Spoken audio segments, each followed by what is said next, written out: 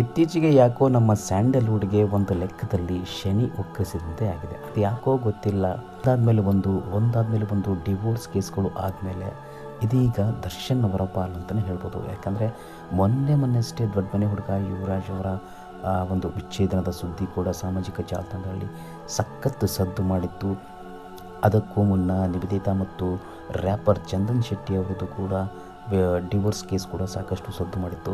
ಅದಾದ ಬೆನ್ನಲ್ಲೇ ಸ್ಯಾಂಡಲ್ವುಡ್ಗೆ ಎಲ್ಲೋ ಒಂದು ಕಡೆ ಶನಿ ಹೆಗಲೇ ಇರಿದೆ ಅಂತ ಕಾಣುತ್ತೆ.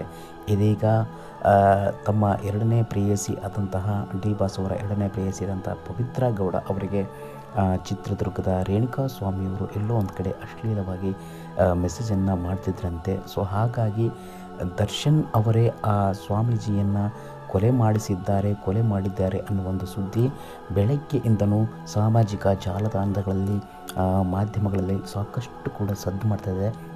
ಅದರ ಬೆನ್ನಲ್ಲೇ ಈ ಕೇಸ್ಗೆ ಸಂಬಂಧಪಟ್ಟಂತೆ ದರ್ಶನ್ ಅವರನ್ನು ಅರೆಸ್ಟ್ ಕೂಡ ಮಾಡಲಾಗಿದೆ ಅಂತ ಕಮಿಷನರ್ ಕೂಡ ಹೇಳಿದ್ದಾರೆ. ಆದರೆ ಇದು ಸುದ್ದಿ ಎಷ್ಟರ ಮಟ್ಟಿಗೆ ನಿಜವೋ ಸುಳ್ಳೋ ಗೊತ್ತಿಲ್ಲ.